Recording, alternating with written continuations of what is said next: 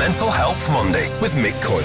Radio City Talk. My name's Mick. I hope you're well. Thanks for joining us on the programme today. Mental Health Monday returns the 20th of January 2020, which is the Monday this year that's been associated and affiliated with being the most depressing day of the year, Blue Monday. But there's things going on right across the country to hopefully change that for a few people. We'll talk through some of the issues around what makes today the so-called most depressing day of the year.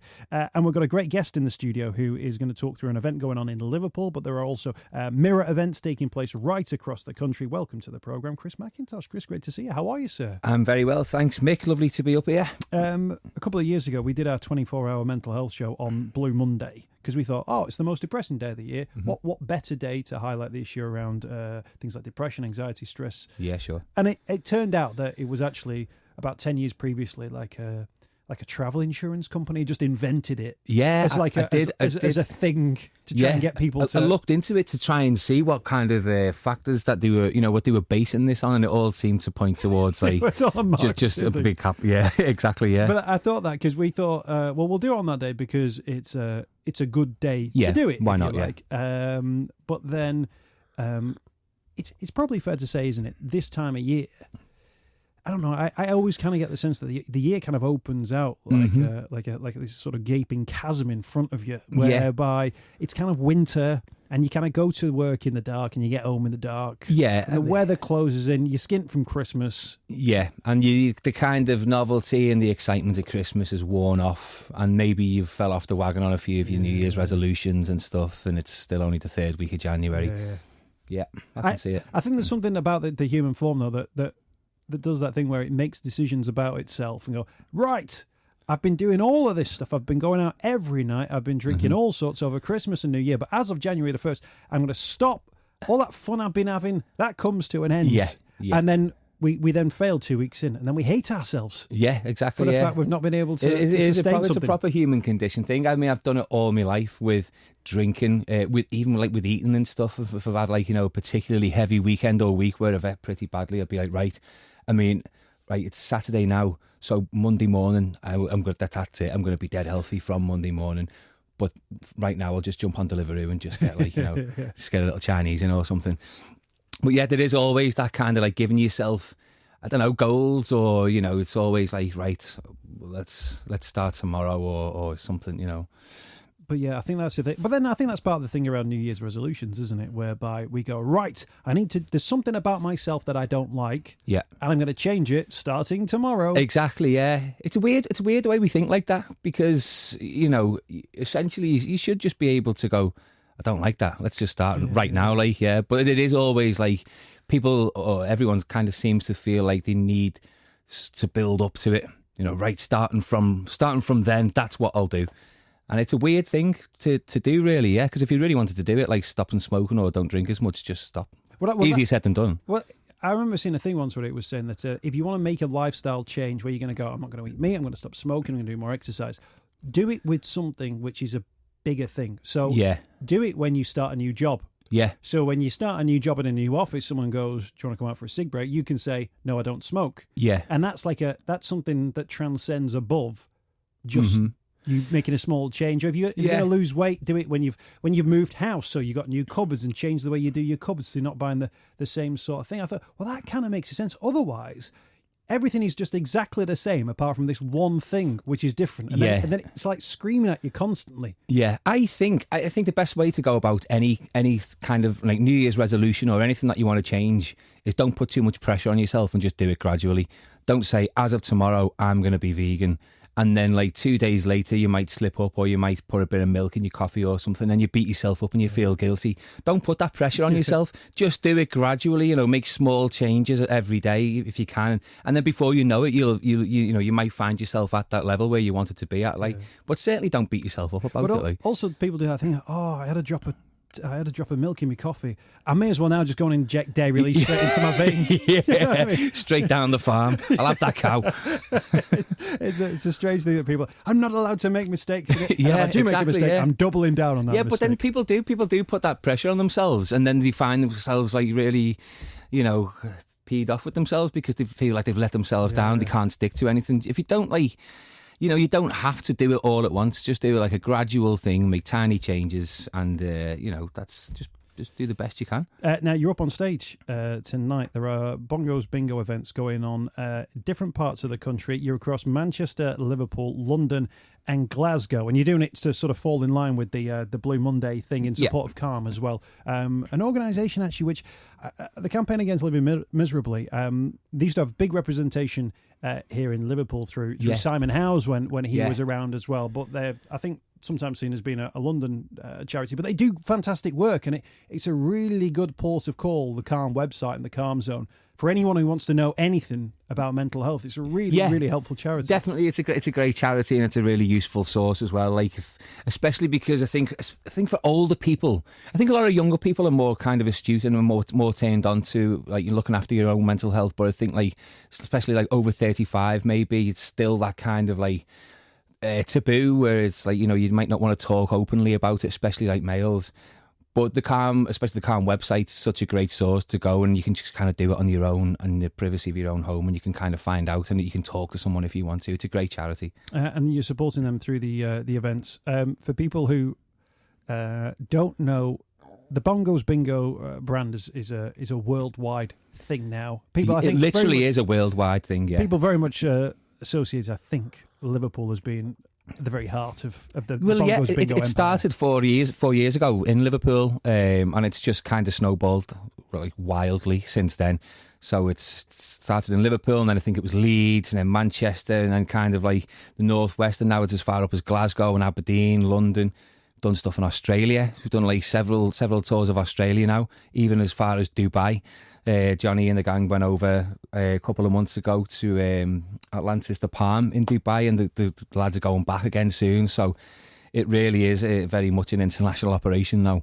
It's like, do I say it's bingo on steroids? Is that the right thing to say? Yeah, I think that's a great description, really. Yeah, or maybe on acid. I think acid might be a better shout. And with that brings with it audiences. And I guess when we raise the issue around mental health, and you throw the Calm situation into it as well, you guys are kind of looking the same way that I find like things like maybe certain bars, certain football clubs can make a connection with groups of individuals who maybe otherwise wouldn't have given mental health a thought. Yeah. But you know what? If Bongo's Bingo are doing it and talking about exactly, it, that's in terms of that normalisation game. It's a really important process, and Bongo's Bingo is a very young organisation. So the idea of using that platform in front of all those people, thousands of people every weekend across the country, is very much like that is a quintessential Bongo's Bingo ethos. That is something that, is absolutely Bongo's, to use that for good, to try and, like you say, promote and raise awareness for mental health. And like you say, for people that might not have given it a second thought, if they see us lot doing it, it might cross their minds to kind of, look after themselves a little bit, or at least talk about it, and maybe think it's not that much of a taboo subject. In terms of the taboo as well, I'm sort of, I'm 37 years old now, and when you look at the stats and facts around men, risk of suicide, it's quite funny when you then start to think, oh, hang on a minute, this isn't just like a different group of society that you can't quite imagine. These people now who are at great risk of suicide are people like me. And actually, if you're... And suddenly you find yourself, you're in that age bracket and you are that demographic, and in some circumstances, and there's someone relatively close to a very good friend of mine who took his own life by suicide, and it's so very real, I think, when there's a case close to you, that it's not a stat, it's not a statistic, it's not affiliated with, a day of the week, it's not a Blue Monday event. It's a tragedy, it's a tragic loss. And it's on your doorstep. A good friend as well. And I don't know, sometimes when you do events like, I imagine the event tonight, I was at one on Thursday of last week, there's kind of like a feel-good thing, let's talk about this, but the stakes, and I say this all the time, the stakes are so high. If we don't get this message out there, and if we don't get this message right, that we're losing people. We're losing wonderful people, but people who otherwise may have got a bit of help if we'd have known where to point them, if they'd have been able to if they'd have known. And I think one of the biggest problems, because I have also got a very dear friend who took his own life a few years ago, Paul Williams, also known as Jeff. We were in a band together. We were in 28 Costumes. He was our bass player, and he moved to Sheffield. And he got himself, I don't want to get it too deep into it, but he got himself into some trouble that he felt like he couldn't talk about, and he kept it. And I think that was the kind of the reason, the crux of the matter why he ended up doing what he did, was because he didn't feel like he could talk openly to people about it. So I think that's a really important message to try and hammer home to people, that it's so important to open up. No one's going to be judging you. If you talk to friends and if your friends aren't going to be judging you, it's just really important to unburden yourself and be open about it. Because until you start doing that, you're not going to deal with the problem. It's just going to get worse and get heavier inside. I think it's charities like Calm who encourage that, and the events that we're doing, like with Bongos, are really important to raise that awareness. People often say, if I'd only known about this sooner or before the event, I'd have been more clued up, I'd have learned about it. And I think it's amazing the number of people who essentially become experts around mental health and suicide, but to get to that point, they've had to go through the loss of a loved one, through a tragedy. It's just that thing of how do we normalise it? How do we tip it back? It's side? Weird because if you break your arm or you break your ankle or something, that's like it's a physical ailment that you can see and you can go to the doctors and get it treated. But I guess with mental health, it's a little bit more of a mystery because you can't see it, and it's not like an actual physical pain or whatever. So it's just about trying to bring mental health in line with, breaking your ankle or something like that. Like, you just look at it as your mind's a little bit broke, or you need to fix it, or you need to. I think it's about trying to normalise it and getting people to view it in line with that. Like a broken ankle or something. Yeah, I think people though. I think they think. If somebody kicks through you in five-a-side and your ankle snaps in half, you're going to go, I can't play anymore. Yeah. Just kicked through my ankle and it's broken in half. I need to go to hospital and I need to have time off. Whereas with with mental health, I think you view it as your own failure. Yeah, definitely. It's the equivalent of going, look, I need to carry on here because if I don't carry on, people will think that my body. Yeah, it's a weakness. Weak. Yeah, exactly. Even though quite clearly what had happened is you're in a great deal of pain and you need to get that pain sorted. Yeah, exactly. And there are professionals who can help you. Help you? Yeah, absolutely. But then it becomes a thing of you thinking, well, no, because then people will think that I've failed. Yeah, and it's a hard one to kind of get out of that mentality. I think a lot, especially for men of our age kind of thing. Because I'm 38, a year older than yourself, and it is you do kind of feel, all right, this is a weakness. People are going to think I'm weak if I come out and say I'm suffering a bit of depression or feel a bit anxious. I can't go on tonight or something it is a sign of weakness. But I always say, where's the example set to us in our generation that said at any point on TV and film, hopefully people had it in their family, where you could stand up and you could say, in school maybe, where people would go, you know what, real men will share their emotions, real men will. Instead, we got the old keep calm and carry on. It was that stoic, horrible British thing, I guess. Which is depressing in itself. We're the generation that brought man up along with us, and we've had that. I can never remember anyone above me in years at school or on TV with messages of men can actually do different things. Yeah. I think we were probably the first generation which had women can also do the things that men do. Yeah. We kind of brought that with us a little bit. Definitely. But at the same time, it's always been men look like this and real men look like this. Look like this, act like this. I remember being younger, and I'm not going to say my mum.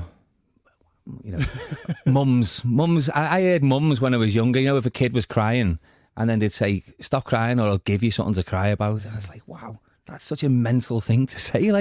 But I was on a playground with my 5-year-old daughter, and there was a dad there with his little lad who was 3, and he was crying and moaning, and my little girl was running around and playing and jumping on the trampoline. She was great. And he was saying to his lad who was crying, "Stop being such a girl." I felt like saying to him, that's horrific. I felt like saying to him, "Mate, your little whingy little brat of a kid." Yeah. He's a boy. He's not crying because of his gender. And if he was more like a girl, he'd be like my little girl. Yeah. Which is running around, climbing, not crying, and having. Yeah. So if anything, she should be. You want him to be more like the girls around him, because therefore you'd see that they're not whinging and crying. I'm all for that. Be more girl. When I thought of it in my head, I thought that is such a great thing to say, but I didn't want a black eye. So So you know what? I didn't say anything. Well, yeah. Well, I should have manned up, shouldn't I? There you go, yeah. Another good one. There you go. We've got Chris McIntosh with us, the host of the Bongo's Bingo event tonight. Johnny Bongo will be on stage as well in Liverpool. It's at Content, Manchester at the Albert Hall, London's The Grand in Clapham, and SWG3 in Glasgow as well. Your own mental health has been something you've been very much keen to stay on top of as a result of things that happened when you were younger. Yeah, and it's, I think when I was younger, I was less keen or willing to talk about it. But obviously, as I've gotten older and seen people around me, fall to poor mental health, it's just become apparent how important it is to kind of be open about it. So, yeah, I started. Always been in bands. So when I was like 21, I was in a band called 28 Costumes. And I started self-harming, around the age of 21, 22. It just went on for years, but it just kind of kept it to myself. And then eventually I think I got caught by me, my mum saw a scar or something, and it was a very, really ugly moment, really horrible moment, and then I just kind of broke down and told her about it, and told my partner at the time about it, and then kind of went to the doctors, and I got really good help. And I was prescribed fluoxetine, which has kind of been a big part of my life, on and off. On at the moment, I come back to it when I need it, when I can feel myself dropping a little bit. But yeah, that's a journey that I'm still on, that's still ongoing, and I'm sure it will do till my last breath. But I think as long as we can all talk about it, then it's going to be easier and more beneficial to everyone. I always try and strike a balance when people come on when they talk about medication and their mental health, because I think there's still, even within the mental health community, is a stigma around taking medication. That sometimes people feel like, well, I'll speak to a GP or I'll speak to somebody and I'll take part in an exercise club or I'll start changing my lifestyle. Yeah. But I don't want to go near medication. But medication can be the real game changer for so many people. Yeah, and it's not for everyone. I when I was a lot younger, I was kind of a bit like the same. I was always against any kind of medication, especially like paracetamol and stuff. No, I don't need anything, I'll battle on through kind of thing. But I really noticed the difference when I started taking fluoxetine quite quickly, and it really kind of took me aback. I was like, wow, I didn't realise that my mood could be affected this much by something that I can just swallow kind of thing. But the more I researched it and the more I looked into it, it just it made sense to me. But the other thing that really helped me personally, and everyone's different, so everyone's going to have a different story, and not everything's going to, what works for me is not going to work for everybody else. But exercise, I always played a lot of football. I hated running, really hated it, just because it's just, for me, it is still the most boring exercise you can do. I think just getting out there on your own and going and doing nothing. There's no talking to anyone, or there's no, you're not going to score any boss goals or anything like that. But I've forced myself to get into it, because when Paul passed away, a few of us signed up to do a 10k, to raise some money for him. I didn't end up doing the 10k. I dropped out after I got to 7k in the training, and I was like, that's my limit. But what I did find out is, while I was doing the training for it, was how much it affected in a positive way my mental health. Right. It was amazing. I could sleep better. I was way more positive. I had so much energy.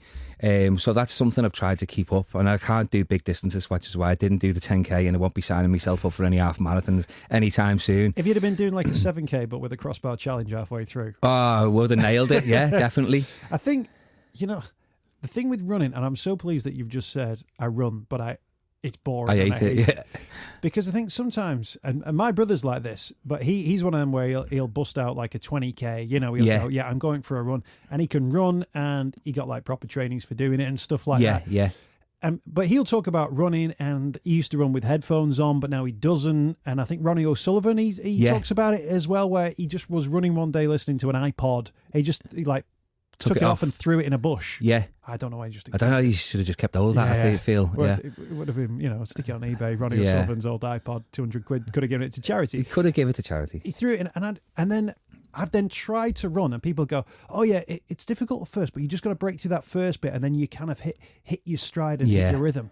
And you clear your head, and then you think about different things. But I've never, ever been able to get past that first thing that made me go, this isn't feeling, I've done half a mile here, I've done a mile, I feel a bit tired now, I'm not really enjoying it that much. And people go, no, that's the point, you really push yourself. But that's the point my body's screaming, going, Mick, what are you doing? Just stop, man, give it up, turn back round, get in a nice hot bath. No, I know what you mean. I can see the plus sides of both. Because I jog, I don't put it on Strava because all my mates are like really good joggers and they put like mad distances on. I hide my own Strava so no one can see it because it's embarrassing. The other thing, you're then supposed to encourage yourself and your friends by letting everybody know how much you've failed at trying to run. Yeah, I don't want that anyone to know how slow I run and how short distances. But yeah, I've tried it with the headphones on. The thing about the headphones is that you can put the music on and it does kind of take you to somewhere else. So you forget that you're running, which is the main thing for me. But I do like the idea of while you're running or exercising or swimming or whatever, because I do quite a bit of swimming. You wouldn't think it to look at me, but I do. I do start like compartmentalising things and like without realising it. Like I don't do it on purpose, but before I know it, when you kind of get in the zone, or for want of a better phrase, you just kind of start dealing with the little things that need dealing with in your life. Right, I've got to finish that, or I've got to.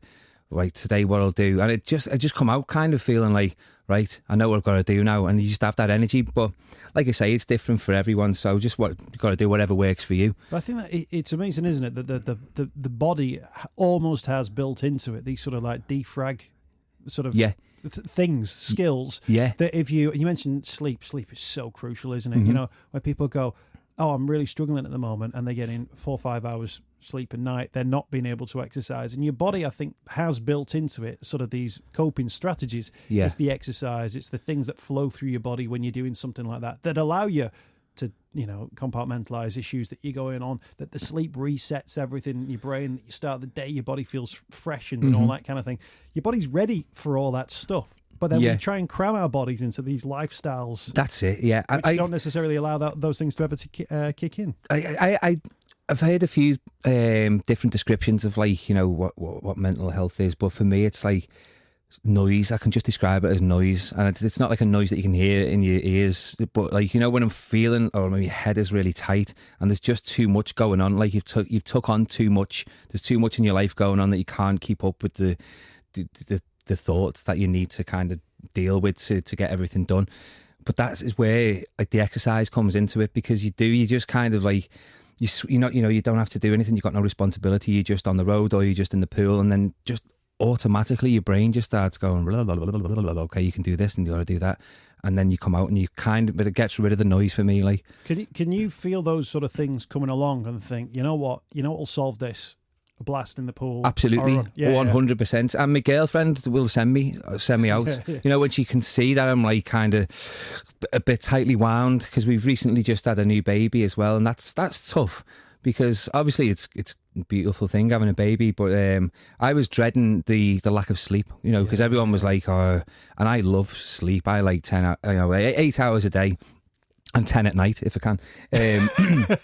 So I was really worried about that. But doing Bongo's Bingo has been really great for me, because it's a really luxurious position where you actually only do shows 2 or 3 days a week. So the rest of the time, the hosts are kind of off, like, to spend time with the kids and to catch up on a bit of rest. So I'm very lucky in that respect, because at the moment, especially when Anna, my girlfriend, she's a midwife, but she's off at the moment, so I can always sneak off for like a couple of hours in the afternoon. And I know that's going to change when she goes back to work, but for now. That's another great conversation to have around people's expectations of what a baby's going to do to your life versus the reality of what a baby's going to do. It's going to crush your life. Well, it's that thing. When people say that, and I've said this before on the program, so forgive it if I'm repeating myself. When people go, "Oh, the day your kids are born is the greatest day of your life," you're like, well, I wouldn't want to. I want to relive the greatest day of my life. I wouldn't want that's not the one I wanted. And I'm pretty sure my partner would probably say she something didn't else. Necessarily want just like a nice day out at a theme park or something. Yeah, but like as they get a little bit older, a little bit, they start giving you a little bit of something. They're for me much more sort of like magical, sort of moments. But then it's that thing of, well, if I don't think that was the greatest day of my life, are you a bad dad? Am I a bad dad? Do I not love my kids as much as other people? No, I think you're just absolutely realistic. Like there's the brutal truth of the matter. The first 6 months of being a dad or being a parent is like lack of sleep, and you get nothing back, just this weird little blob that you have to carry around with you, that's unresponsive for 6 months.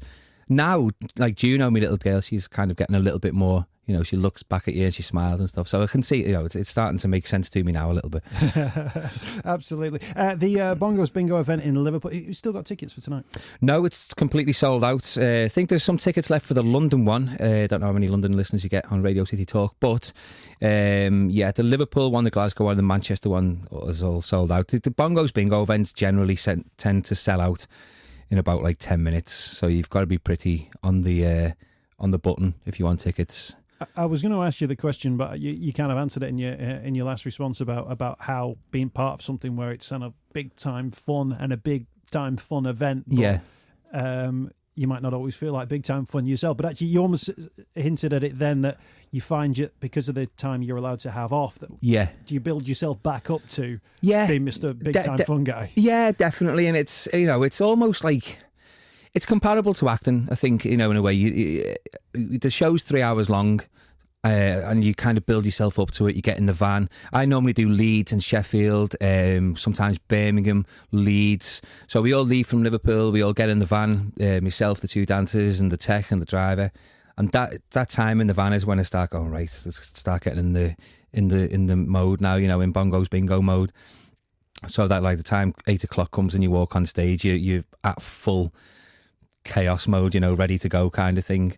Because I think when it first started, I was like, having a couple of drinks to try and settle my nerves, and then got to the point where I was like, I don't really want to drink every time I do it. That's not the lifestyle I want to live. So now I'm trying to get to the point where I can just walk on sober, and I haven't quite got it yet, but it's definitely in the post. Going back to what I was saying about not being so harsh on yourself, gradual monkey step, slowly catch your monkey. But if you presumably from the audience, they're there, they kind of know what the night's about, they're ready for a good time. Must be great that you know that if you're going to give it out there to the crowd, you're going to get it back. Yeah, absolutely. Yeah, and that is the thing. Even if you were to walk on stage and maybe you hadn't had the best day, you walk on that stage at Bongo's and you've got 800 people who just scream as soon as you walk on, and that's enough just to get you going. Even if you didn't have a drink, the adrenaline kicks in.